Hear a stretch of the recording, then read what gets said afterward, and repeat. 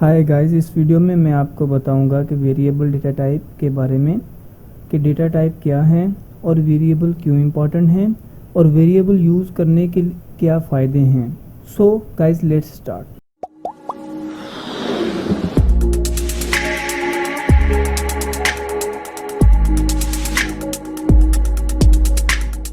So guys, please आप इस video को मिस मत कर देना, क्योंकि ये वीडियो आपके लिए बहुत ही फ़ायदेमंद होने वाली है। सो गाइस, हम सबसे पहले जो है वेरिएबल को देखेंगे। हम इसको मिसाल के थ्रू समझते हैं। मिसाल के तौर पर हमारे पास एक कंटेनर है। अब उस कंटेनर में हम कुछ चीज़ें स्टोर करवा सकते हैं। वो मुख्तलिफ चीज़ें भी हो सकती हैं और एक जैसी चीज़ें भी हम स्टोर करवा सकते हैं। अब उस कंटेनर की कैपेसिटी भी है कि हम इसमें सिर्फ इतनी ही चीज़ें स्टोर करवा सकते हैं, इससे ज़्यादा हम इसमें स्टोर नहीं। सो गाइज, यहाँ पर वेरिएबल जो है वो भी इन कंटेनर की तरह हैं कि जिसमें हम डेटा स्टोर करवाते हैं, लेकिन उन वेरिएबल की भी एक कैपेसिटी होती है जिसमें सिर्फ हम उतना ही डेटा स्टोर करवा सकते हैं, इससे ज़्यादा हम डेटा उनमें स्टोर नहीं करवा सकते। सो गाइज, आपके माइंड में एक सवाल आ रहा होगा कि भाई जैसे कंटेनर में हम जो है कुछ भी स्टोर करवा सकते हैं, तो क्या हम वेरिएबल में भी सब कुछ स्टोर करवा सकते हैं? क्या हम सिंगल वेरिएबल में भी सब कुछ स्टोर करवा सकते हैं? गाइस, बिल्कुल नहीं, हम ऐसा नहीं कर सकते।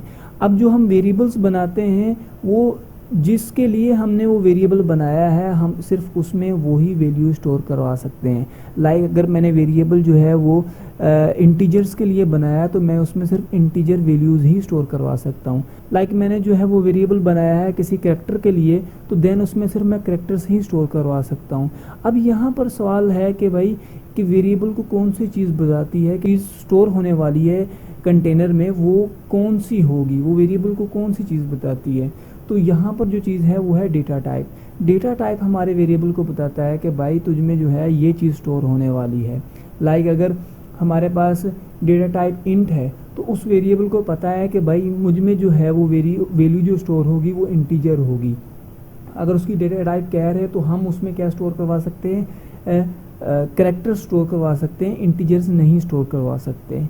सो इस तरह जो है हमारे पास वेरिएबल और डेटा टाइप काम कर रहे हैं। तो सो गाइज, आपको वेरिएबल और डेटा टाइप समझ आ गए होंगे, लेकिन हम इसको और भी आगे एलेबोरेट करेंगे। सो गाइज, हम वापसी वेरिएबल पर आ जाते हैं। सो वेरिएबल जो होते हैं हमारे स्टोरेज एरिया के नाम होते हैं। डेटा टाइप जो है हमारे वेरिएबल को बताते हैं कि भाई स्टोरेज एरिया में क्या स्टोर होने वाला है। कि अगर डेटा टाइप इंट है तो उसमें इंटीजर वैल्यू स्टोर होने वाली है, अगर कैर है तो उसमें कैरेक्टर वैल्यू स्टोर होने वाली है। ये सारी चीज़ें हम जो है एक प्रोग्राम के थ्रू, एग्जाम्पल के थ्रू सीखेंगे, इसको समझेंगे। सो गाइस, फर्दर मूव करने से पहले जो है फ्लो ऑफ सी प्रोग्राम को समझ लेते हैं। सबसे पहले हमारे पास प्री प्रोसेसिंग होती है। प्री प्रोसेसिंग में क्या होता है कि जितनी भी कमेंट्स वगैरह हमारे प्रोग्राम में होती हैं उनको रिमूव कर देता है। देन जो स्पेस वगैरह दिए होते हैं या हमने न्यू लाइन ब्रेक की होती है तो उनको भी रिमूव कर देता है। देन हमारे पास कंपाइलेशन होती है, फिर असेंबली होती है।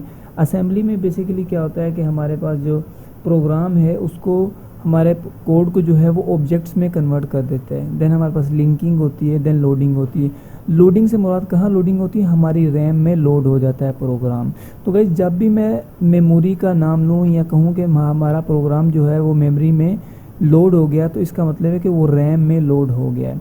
तो बेसिकली होता क्या है रैम में कि हमारे पास जो होता है एक ये फ़र्ज़ करें कि ये हमारे पास एक रैम है, और वो जो रैम होती है वो डिवाइड हुई होती है डिफरेंट पोर्शंस में। जैसे ये पोर्शन बने हुए हैं, इस तरह जो हमारी रैम जो है डिफरेंट पोर्शन में डिवाइड हो जाती है। देन क्या होता है कि जब हमारा प्रोग्राम लोड होता है तो वो किसी एक पोर्शन में जो है हमारा प्रोग्राम लोड हो जाता है, और वहाँ से आगे फर्दर जो है वो आगे मूव करता है। बेसिकली रैम क्या है? Random access memory. So guys, वैसे तो वेरिएबल को हम काफ़ी डिस्कस कर चुके हैं, बट जहाँ पर जो है हम थोड़ा और इसको डिटेल में देखेंगे। अब यहाँ पर जो वेरिएबल होता है वो तो हमें पता है कि वो हमारी मेमोरी लोकेशन का क्या होता है। बेसिकली एक हमारी मेमोरी लोकेशन है रैम में, और उसका जो है वो जो एरिया लोकेशन होता है जहाँ पर हमने अपना वेरिएबल डिक्लेयर कराया होता है, तो उस लोकेशन का बेसिकली ये नाम होता है। मैंने जो है इंट एक ए वेरिएबल बनाया, सही है। अब बेसिकली वो जो ए वेरिएबल है वो बताता है कि वो इस एरिया को असाइन हो जाएगा। मींस दैट कि इस लोकेशन का क्या होगा? नाम होगा, और इस लोकेशन में हमारा वेरिएबल स्टोर नहीं होगा, इस लोकेशन में हमारा डेटा स्टोर होगा। अब डेटा जो है वो हमें पता है कि 0 और 1 की फॉर्म में ही स्टोर होता है। अब सेकंड चीज़ है कि हम वेरिएबल को डिक्लेयर करने से पहले जो है हम वेरिएबल का टाइप बताते हैं। जैसे यहाँ पर मैंने जो है इंट बताया, तो इंट मैंने क्या है, वेरिएबल का मैंने टाइप बता दिया कि जो हमारा वेरिएबल है वो कौन सा टाइप का है, वो इंट टाइप का, मीन्स दैट कि उसमें इंटीजर वैल्यू आ सकती है। देन उसके बाद हम क्या करते हैं कि हम अपने वेरिएबल को जो है वो वैल्यू असाइन करते हैं। मिसाल के तौर पर जैसे मेरे पास एक इंट ए वेरिएबल है, सही है, तो मैं क्या करूँगा, इसमें वैल्यू इसको असाइन कर दूंगा। लाइक मैंने जो है इसको 10 जो है वो वैल्यू इसको असाइन कर दी। तो यहाँ पर ये क्या है, हमारा वेरिएबल जो है उसका डेटा टाइप है, सही, वो कौन सी टाइप का है, इंटीजर टाइप का है। ये हमारा वेरिएबल का नाम है, लोकेशन का नाम है जहाँ पर स्टोर है डेटा। देन हमारे पास ये जो डेटा है वो स्टोर है इस लोकेशन पे, हमारा डेटा जो है वो स्टोर है 10। और सेमी कॉलम जो हम देते हैं कि स्टेटमेंट को टर्मिनेट करने के लिए। अब मैं जो है वेरिएबल्स को जो है बहुत सारा डिक्लेयर कर सकता हूँ, लाइक ए बी कामा सी। तो इसका मतलब है कि ये है कि मैंने 3 वेरिएबल जो हैं वो डिक्लेयर कराएं, ए बी और सी, सही है। इस तरह भी मैं वेरिएबल्स को डिक्लेयर करा सकता हूँ और इस तरह भी करा सकता हूँ। मिसाल के तौर पर मेरे पास जो है एक वेरिएबल इंट, सही है, ए, सही, उसमें मैंने कोई भी वैल्यू असाइन नहीं कराई, लेकिन बाद में मैं ये कर सकता हूँ कि ए इज़ इक्वल टू 10। तो इस तरह भी मैं वेरिएबल को डिक्लेयर करा सकता हूँ। तो ये सारे तरीके जो हैं वो ठीक है। सो गाइस, इस स्लाइड में हम देखेंगे कि हम वेरिएबल को किस तरीके से डिक्लेयर करा सकते हैं, वेरिएबल को डिक्लेयर करने का राइट तरीका क्या है और कितने तरीके हैं, कितने तरीक़ों से हम जो है वेरिएबल को डिक्लेयर करवा सकते हैं। मिसाल के तौर पर हम जो है वेरिएबल जो है उसका जो बिगनिंग है वो किसी लेटर के साथ कर सकते हैं या अंडरस्कोर के साथ कर सकते हैं। मिसाल के तौर जैसे मैंने लिखा कि इंट एक वेरिएबल है और स्टार्ट हो रहा है अंडरस्कोर ए से, सही है। तो ये भी तरीका जो है वो वेरिएबल को डिक्लेयर कराने का है। आप जो है ऐसे भी डिक्लेयर करा सकते हो कि ए वेरिएबल है, देन उसके आगे मैंने कोई 0 या 1 जो है लिख दिया, कोई भी डिजिट लिख दिया। तो इस तरह भी आप वेरिएबल को डिक्लेयर करवा सकते हैं, ठीक है। अब हमें पता है कि जो सी लैंग्वेज है वो केस सेंसिटिव है, तो यहाँ पर जो वेरिएबल्स हैं वो भी केस सेंसिटिव है। मिसाल के तौर पर मैंने जो है इंट ए लिखा, ये एक वेरिएबल है, और मैंने एक दूसरा वेरिएबल लिखा कैपिटल में ए, सही है, तो ये एक दूसरा वेरिएबल है। तो ये दोनों मुख्तलिफ वेरिएबल है क्योंकि सी लैंग्वेज क्या है, केस सेंसिटिव लैंग्वेज है। सेकंड चीज़ है, they can be constructed with a digit and later. हम इनको जो है डिजिट और लेटर भी इनमें शामिल कर सकते हैं। मतलब मीन्स दैट कि यहाँ पर मैं जो 1 शामिल कर सकता हूँ, ये भी एक वेरिएबल है राइट तरीका डिक्लेयर करने का। लेकिन मैं ये नहीं कर सकता कि यहाँ पर जो है बिगनिंग में जो है वो मैं लेटर डिजिट जो है वो ऐड नहीं कर सकता। इसी तरह जो है मैं कोई भी स्पेशल सिंबल जो है वो नहीं दे सकता। लाइक हमारे पास जो है @ की सिंबल होती है या हैश की सिंबल होती है, तो ये वेरिएबल में मैं नहीं दे सकता, सही है। तो मीन्स दैट कि अगर मैं ऐसे करूँ कि इंट हैश, या फिर मैं कहूँ कि इंट हैश ए वेरिएबल, सही है, तो ये क्या रॉन्ग तरीका है वेरिएबल डिक्लेयर कराने का। यहाँ पर @ कर दूँ या फिर जो है कोई और कर दूँ या एपोस्ट्रोफी की साइन लगा दूँ, डॉलर की लगा दूँ, तो ये सब क्या है रॉन्ग तरीके हैं। जितने भी स्पेशल सिंबल्स हैं वो हम नहीं सी लैंग्वेज में अलो नहीं है। यहाँ पर एग्जांपल के तौर पर जैसे मैंने दिया हुआ है कि int A is equal to sum, सही है, ये ए वेरिएबल है, सही है, ए वेरिएबल है और उसमें मैंने वैल्यू सम स्टोर कराई। ये मैंने थोड़ा रॉन्ग कर दिया, यहाँ पर नंबर आएंगे, सॉरी, ठीक है।